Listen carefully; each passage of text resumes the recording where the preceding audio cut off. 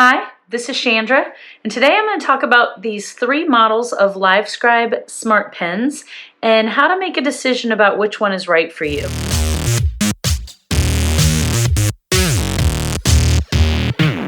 Now, there's been a variety of pens that Livescribe has made over the years, and many of them are discontinued.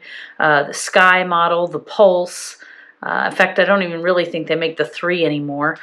But a lot of those are still out there and they're available on eBay. But these are kind of your major players right now. So let's talk about when is one the right or the wrong product. First off, we have our Echo model. And the Echo model is a standalone model. This does not use a cell phone or a tablet. It is a standalone device. Now, obviously, these are pens. So the first factor to consider is this is for somebody who wants to handwrite notes. They don't want to type them. They want to actually physically handwrite them. Even if you're a fast typist in classes like math or science, you might want to handwrite your notes and not type them. So these are for handwriting instances. Now the Echo has a screen on it. And using the paper, you can do math and do the math problems on the screen like a little calculator. So in environments where you're not allowed to have a calculator out, that might be an issue. Now you can turn the brightness of the screen down and even turn the screen off.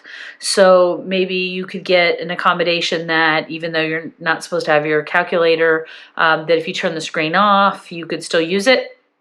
Also, because it does have a screen, this is probably the one that looks the most like a device, and people can tell that this is a recorder. Even with the screen off, you kind of lose the stealth ability of it.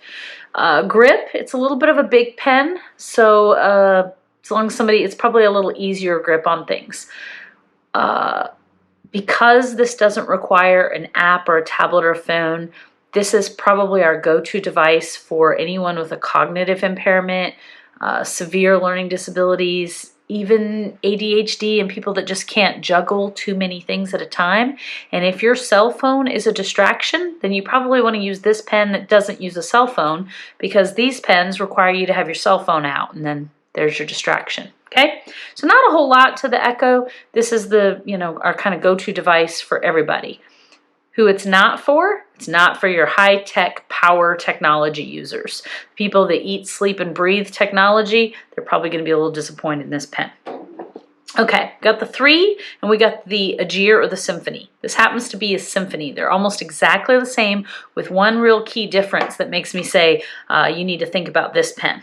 The Symphony pen, the on-off is powered with the cap. And the cap is very difficult to get on. And since this is related to the power, you don't want to give this pen to anybody who has a physical impairment who can't manage this. It's pretty hard to push this off and on. So if this kind of hand dexterity or mobility is going to be a problem, then this isn't the pen for you.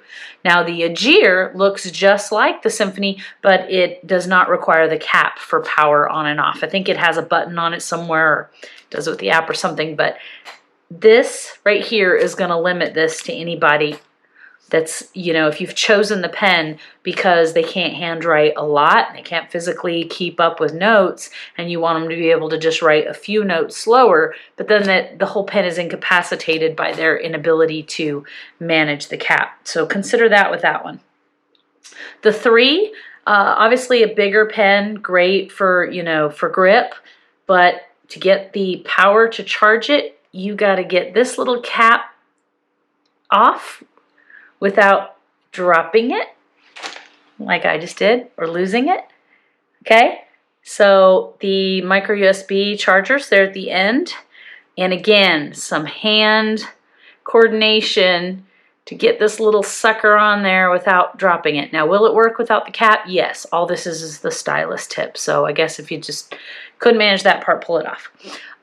Both of these pens are going to be for your strong technology users, people that use their cell phones, use their tablets, and know how to use their apps fluently, because there's a disconnect with these Bluetooth model pens where you're interacting with your notes on an app. You're no longer interacting with your notes on paper. So I can't think of anything else. Probably probably your younger people are going to love this one the most, but like I said, good technology users. And so I just wanted to give you this information. This was really surprise to me, this cap, how difficult this is to get on and off.